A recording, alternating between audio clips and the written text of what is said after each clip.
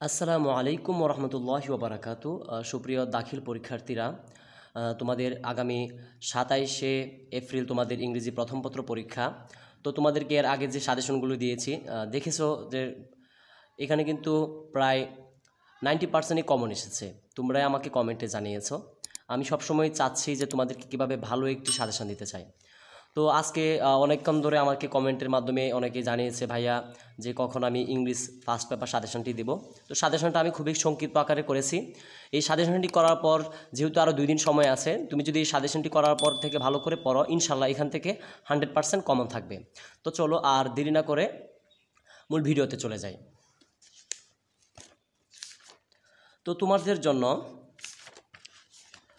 তোমাদের জন্য ইংরেজি প্রথম পত্র যে রয়েছে, ইংরেজি প্রথম পত্রের মধ্যে কিন্তু কিছু তোমার সাইট থাকে। অর্থাৎ প্রথমে তোমার সিন প্যাসেজ থাকবে, একটা সিন প্যাসেজ এবং আনসিন প্যাসেজ, ঠিক আছে, এবং রাইটিং থাকবে আরও তোমার 50 নাম্বার, ঠিক আছে। তো সেটা বড় কথা না, আমি এখন সিন প্যাসেজ নিয়ে আলোচনা করছি। এগুলো কিন্তু সবগুলো সিন প্যাসেজ, ঠিক আছে। টেক্সট বুক অর্থাৎ তোমাদের যে সকলেরই কিন্তু এই বইটি রয়েছে, ইংলিশ ফর টুডে দাখিল ক্লাস 9-10-এর যে বইটি রয়েছে, এখান থেকে কিন্তু এই প্রশ্নগুলো করবে। এটি হলো একদম সিন প্যাসেজ। তো সবথেকে গুরুত্বপূর্ণ বিষয় থাকবে, আমি বলে দিচ্ছি, মে ডে এটা বইয়ের 34 নং পৃষ্ঠার মধ্যে এটা আছে। মে ডে এটা ভালো করে পড়বা, এটা আসার সম্ভাবনা রয়েছে 100%, ঠিক আছে। এই মে ডেটা 100% আসার সম্ভাবনা আছে। মে ডেটা 100% আছে। ইন্ডিপেন্ডেন্ট ডে এটাও 99% দিয়ে দিলাম, 99% থাকবে ইন্ডিপেন্ডেন্ট ডে। এবং দ্য ফেরি বোট এটাও খুবই গুরুত্বপূর্ণ, এটাও দেখে নেবা, আমি স্টার দিয়ে দিলাম। তারপরে দেখবা the grade of the mighty river, ঠিক আছে, এটাও কিন্তু কয়েকবার বোর্ড পরীক্ষায় এসেছে, যে কারণে এটাও কিন্তু গুরুত্বপূর্ণ, আমি এটাও স্টার দিয়ে রাখছি। এবং এখানে সবথেকে গুরুত্বপূর্ণতে পড়বা মে ডেটা, ঠিক আছে। এই মে ডেটা পড়বা ভালো করে। আর এখান থেকে পড়বা তোমরা 21শে ফেব্রুয়ারি, এই দুইটা একটু ভালো করে পড়ে নিবা, ঠিক আছে। এই মে ডে এবং তোমার 21শে ফেব্রুয়ারি ইন্টারন্যাশনাল মাদার ল্যাঙ্গুয়েজ ডে, তোমাদের বইয়ের পেজ সুদ্ধা কিন্তু আমি এখানে লিখে দিয়েছি সিন প্যাসেজগুলো। তো আমি তোমাদেরকে একটু গুরুত্ব দিয়ে বলবো পড়ার জন্য মে ডে, আবার 21শে ফেব্রুয়ারি, আর অন্যদিকে মাদার তেরেসা, এই তিনটা একটু গুরুত্ব দিয়ে ভালো করে পড়বে। এছাড়া 1, 2, 3, 4, 5, 6 আমি মাত্র 6টা সিন প্যাসেজ এখানে দিয়েছি। 6টা সিন প্যাসেজ যদি ভালো করে পড়ো, ইনশাল্লাহ তোমার সিন প্যাসেজ থেকে তুমি আনসার করতে পারবা, ঠিক আছে। তো চলো তারপরে চলে যাই। তো সিনপ্যাস থেকে তোমাদের নাম্বারগুলো দিবে। প্রথমে 7টা সঠিক উত্তর থাকবে, তারপরে থাকবে তোমার আবার 10 নাম্বার, মোট হলো 17 নাম্বার, তারপরে থাকবে আবার 5 নাম্বার। এই মোট তোমার কত নাম্বার পরীক্ষা তোমাদেরকে বলে দিচ্ছে আবার। এর আগে যে সাজেশনগুলো দিয়েছিলাম, সেই সাজেশন থেকে কিন্তু তোমাদের কমন পড়েছে, ঠিক আছে। তো সেটা বড় বিষয় না। এই যে 7 নাম্বার থাকবে এখান থেকে তোমাদের, আর তোমাদের আনসার দ্য ফলোয়িং কোয়েশ্চেন্স যেটা রয়েছে, এখান থেকে থাকবে আরও 10 নাম্বার। 7 আর 10 হলো কত, 17। এবং তোমাদের থাকবে আরও শর্ট কোয়েশ্চেন, ঠিক আছে। 17-এর সাথে 5 যুক্ত 18, 19, 20, 21, 22। তো তোমরা কিন্তু সিন প্যাসেজ থেকে 22 নাম্বার পাচ্ছ। তারপরে চলে যাও আনসিনের ক্ষেত্রে। তোমাদেরকে কিন্তু আমি বেশ কিছু টেস্ট পেপার, আমি দাখিলের টেস্ট পেপার জোগাড় করেছি, লেকচারের টেস্ট পেপার জোগাড় করেছি, এগুলো থেকে কিন্তু ঘাটাঘাটি করে কিন্তু তোমাদের জন্য আজকে আমি সাজেশনটি করছি, একেবারে খুবই সংক্ষিপ্ত আকারে, ঠিক আছে। আমি অনেক বইগুলো দেখেই কিন্তু তোমাদেরকে এগুলো সাজেশন দিচ্ছি। তো তারপরে এখানে গুরুত্বপূর্ণ থাকবে হুমায়ুন আহমেদ, ঠিক আছে, যে এটা ভালো করে পড়বা। হুমায়ুন আহমেদ এটা ভালো করে পড়বা। হজরত মোহাম্মদ এটা 100% দিলাম, এটা 99%, কারণ এগুলোই সবসময় আসে ঘুরিয়ে ফিরে না, এই বিভিন্ন বোর্ডে এগুলো কিন্তু সবসময় আসে, এগুলো আরও বিভিন্ন বোর্ডে এসেছে। মোহাম্মদ সাল্লাল্লাহু আলাইহি ওয়াসাল্লামটা ভালো করে পড়বা। হুমায়ুন আহমেদ ভালো করে পড়বা। রবীন্দ্রনাথ ঠাকুর এটাও পড়ে নিবা 98%, ঠিক আছে। এখানে যেগুলো দিয়েছি, এখানে মোট 1, 2, 3, 4, 5, 6 6টা দেওয়া আছে। তো এই 6টায় ভালো করে পড়ে নিবা, ঠিক আছে। আর 6টা পড়ার মধ্যে একটু গুরুত্ব দিবা হুমায়ুন আহমেদ, তারপরে দিবা হযরত মুহাম্মদ সাল্লাল্লাহু আলাইহি ওয়াসাল্লাম, তারপরে দিবা রবীন্দ্রনাথ ঠাকুর। তো আমি আশা করছি 1, 2, 3, 4, 5, 6 এই 6টার মধ্যে তোমার একটা কমন থাকবেই 100%, ঠিক আছে। একটা কিন্তু কমন থাকবে ভাইয়া। তো সিন গেল, আনসিন গেল, ঠিক আছে। তারপরে চলে যাও, তোমাদের সাথে এখন রাইটিং নিয়ে আলোচনা করব, যেটা একটা খুবই গুরুত্বপূর্ণ একজন পরীক্ষার্থীর জন্য। কারণ রাইটিংয়ে কিন্তু যদি ভালো করে লেখা যায় তাহলে কিন্তু নাম্বার, আর রাইটিংয়ে 50 নাম্বার, বুঝতে পারছো। তো রাইটিংয়ে কিন্তু একটু বেশি করে গুরুত্ব দিতে হবে। এখানে প্যারাগ্রাফ রয়েছে, তো প্যারাগ্রাফের মধ্যে থাকবে যেগুলো বেশি গুরুত্বপূর্ণ সেগুলো কিন্তু আমি এখানে লিখেছি বিভিন্ন সাজেশন থেকে। সবথেকে বেশি এখানে গুরুত্বপূর্ণ প্যারাগ্রাফ এটা ইন্টারনেট, এটা আমি 30টা দিয়ে দিচ্ছি। ইন্টারনেট, এটা আসার গুরুত্ব অনেক বেশি, ঠিক আছে। গতবার না 2024 সালে হয়তো ফেসবুক এসেছিল, তো ইন্টারনেটটা খুব ভালো করে পড়ে নেবে, ঠিক আছে, ইন্টারনেটটা। তারপরে যেটা পড়বে সেটা হলো ট্রিপেলটেশন। কিছুদিন আগে তোমাদের স্কুলে এসে পড়েছে, এসএসসি দ্বারা 2025 সালে দিয়েছে পরীক্ষা, তাদের কাছে কিন্তু ট্রিপেলটেশন এসেছে। তো ট্রিপেলটেশনটা তারপর আমি এত গুরুত্ব দিচ্ছি না, এটা 1 স্টার দিচ্ছি। তারপরে বেশি গুরুত্বপূর্ণ হবে মোবাইল ফোন, এটা 2 স্টার দিলাম, ঠিক আছে। তাই এই দুইটা দিলাম। আর এনভায়রনমেন্ট পলিউশন এবং ইম্পর্টেন্ট অফ লার্নিং ইংলিশ, ঠিক আছে, এই দুইটাও ভালো করে পড়ে নিবা।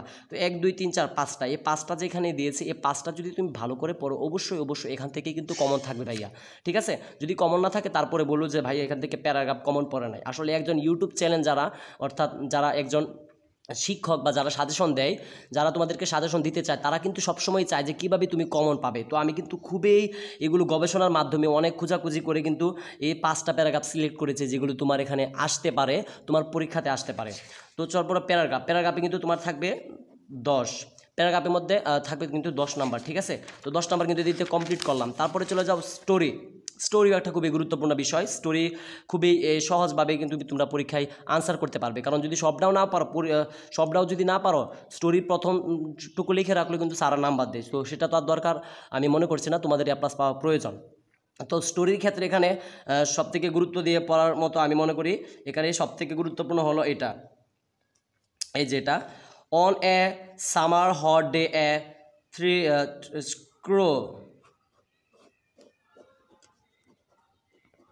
স্টার দিয়ে দিলাম, ঠিক আছে। এই যে ক্রো, এটা রয়েছে অন ডে সামার হট, ঠিক আছে না, মানে এটা বাংলা অর্থটা তোমাদেরকে বলে দিই। একটা তৃষ্ণার্তক কাক যখন পানি খেতে চেয়েছিল কলস থেকে, এটা কিন্তু তোমরা সকলেই জানো, এখন বাংলাতে যেহেতু বলেছি।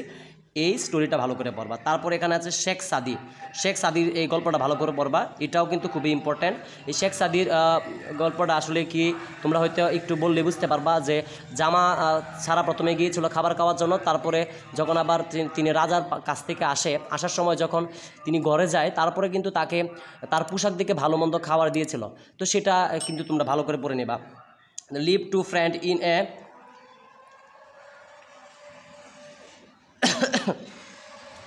তারপরে বলবো যে যে জঙ্গলের ভিতরে যে 2 বন্ধু যাচ্ছিল, তার ভালুকের যে ভয়ে একজন গাছে উঠে পড়েছিল, এটাও কিন্তু ভালো করে পড়ে নিবা, ঠিক আছে। তারপরে এখানে আছে যে there lived a farmer a village, যে একটা গ্রামে যে বাস করে একজন কৃষক, সেটা সম্পর্কেও। তো আমি চাচ্ছি না আর বড় করতে, সাধারণভাবে তোমরা এটা স্ক্রিনশট মেরে নিয়ে নাও, এগুলো তোমরা গাইড থেকে শিখে নেবে, ঠিক আছে। তো আশা করি যে স্টোরি থেকেও কিন্তু তোমাদের 10 কমপ্লিট, ঠিক আছে। স্টোরি থেকে তোমাদের 10 কমপ্লিট। তারপরে চলো আমি দ্য গ্রাফ শোজ, ঠিক আছে। এই গ্রাফ শোজটা কেন যে আমি বন্ধ রেখেছি এখনও কিন্তু এখানে কিছুই লিখি নাই। আসলে এটার বড় কারণ হলো এটা তুমি মাত্র 3টা পড়ে আসবা, 3টা পড়লেই তোমার কমন। এখানে থাকবে টিভি, মোবাইল, ফেসবুক বা তোমার এখানে ফেসবুক বা হতে পারে এখানে ফেসবুক ইন্টারনেট, ঠিক আছে, ফেসবুক বা ইন্টারনেট এখানে হতে পারে। তো এখান থেকে গ্রাফ শোজগুলো কিন্তু পড়লেই পারবা, এই 3টা দেখলেই সবগুলো দিতে পারবা। আর যদি তোমাদের প্রয়োজন হয় যে গ্রাফ শোজ নিয়ে একটা আলাদা ভিডিও তৈরি করার, আমাকে কমেন্টে জানিও, আমি এটা নিয়ে তৈরি করে দেবো। আর ইমেলও এটা কিন্তু 10 নাম্বার কমপ্লিট, ঠিক আছে, গ্রাফ চার্টে। তারপরে চলে যাও এটা শেষ, ইমেলে চলে যাও। তো ইমেলের ক্ষেত্রে তুমি পারবা the nature beauty of your country, ঠিক আছে, তোমার বাংলাদেশের প্রকৃতি বা তোমার দেশের সৌন্দর্য নিয়ে একটা ইমেল তৈরি করো। He has lost his father, তার বাবা মৃত্যুবরণ করেছে বা তোমার বন্ধু মৃত্যুবরণ করেছে, এমন কিছু নিয়ে একটা ইমেল তৈরি করো। তো ইমেলের জন্য আমি একটা সুখবর দিয়ে রাখি, ইমেল যারা পড়বা তোমরা আমাকে অবশ্যই কমেন্টে জানিয়ে দেবে। তোমরা যদি ইমেল ভালো করে না পেরে থাকো, আমি ইমেল নিয়ে তোমাদের কাছে একটা মানে যে একটা বিশেষভাবে একটা ইমেলের সিস্টেম দেব, যে সিস্টেমের মাধ্যমে তুমি অনেকগুলো ইমেল লিখতে পারবা, অর্থাৎ একটা ইমেলের মাধ্যমে কীভাবে সবগুলো ইমেল লিখতে পারবা সেটা যদি তোমরা চাও আমাকে অবশ্যই কমেন্টে জানাবে, এবং দ্য গ্রাফ শোজ যেটা রয়েছে এটাও যদি তোমরা চাও আমাকে অবশ্যই কমেন্টে জানাবে। তো চলো, এখানে কিন্তু 10 নাম্বার কমপ্লিট হয়ে গেল, এবং ইমেলের ক্ষেত্রে কিন্তু আমরা 10 নাম্বার কমপ্লিট। তোমরা শুধু এগুলো শিখবে, আর কিছুই তোমাদের প্রয়োজন নেই। দ্য গ্রাফ শোজ নিয়ে তোমরা কমেন্ট করলে আমি একটা ভিডিও বানাবো, এবং ইমেল নিয়েও যদি তোমরা কমেন্ট করো তাহলে একটা ভিডিও বানাবো। অর্থাৎ একটা গ্রাফ শোজের মাধ্যমে কিভাবে সবগুলো গ্রাফ শোজ দিতে পারবা, একটা ইমেলের মাধ্যমে কিভাবে সবগুলো ইমেল পরীক্ষা আসলে দিতে পারবা, এমন যদি চাও তাহলে অবশ্যই দিব, ঠিক আছে। তারপরে চলো সর্বশেষ যেটা থাকবে 12 নং, এটা কিন্তু মূলত 12 নংয়ে থাকবে, ঠিক আছে। ডায়লগটা সর্বশেষ আসে 12 নংয়ে। তো ডায়লগটা কিন্তু আসলে অনেক সহজ একটা বিষয়, কারণ আমরা ইংলিশে অনেক সময় মেসেজে কথা বলি, এগুলো কিন্তু খুবই, প্রথমে হাই হ্যালো দিয়ে শুরু করে দিবা, আসসালামু আলাইকুম, ওয়ালাইকুম আসসালাম, how are you, I am fine, এভাবে তোমরা শুরু করে দিতে পারো, ঠিক আছে। তো ডায়লগের ক্ষেত্রে সবথেকে গুরুত্ব দিয়ে মাত্র আমি এখানে 4টা দিয়েছি, 4টা পড়লে আশা করি এখান থেকে আশা পড়বে। আর তুমি যদি একটা ডায়লগ ভালো করে পারো, শুধু কিছু অংশ বাদ দিলে কিন্তু, বা কোনো কিছু অংশ যদি যোগ করে দাও তাহলে কিন্তু তোমাদের ডায়লগটা হয়ে যাবে, ঠিক আছে।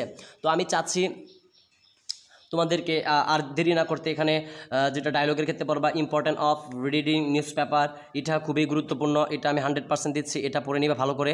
Important of reading news paper, এটা আরও বোর্ডে এসেছে 2018-19 হয়তো সম্ভবত এটা এসেছিল।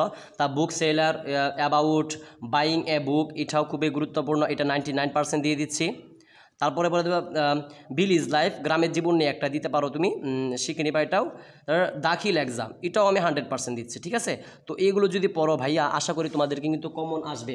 তো তোমাদেরকে আমি বিভিন্ন টেস্ট পেপার এবং ইংলিশ বুক সব কিছু বিবেচনা করে কিন্তু আজকে তোমাদেরকে আমি সাজেশনটা দিয়েছি। আশা করি তোমরা এখান থেকে একটা ভালো রেজাল্ট করতে পারবা, এবং ইংলিশ থেকে তোমাদের A+ এবার ছুটবে না ইনশাল্লাহ। এবং তোমরা কোন ধরনের ভিডিও চাও সেগুলো আমাকে বলবা, অবশ্যই আমি তৈরি করে দিব আমার সাধ্য অনুযায়ী। এবং তোমরা যাতে আমার এই ইউটিউব চ্যানেলের সাথেই থাকো তার জন্য অবশ্যই সাবস্ক্রাইব করবে। তোমাদের সবসময় আমি পাশে আছি, এবং তোমাদের আগে যে সাজেশনগুলো দিয়েছিলাম সেখান থেকেও কিন্তু তোমাদের কমন পড়েছে ভাইয়া।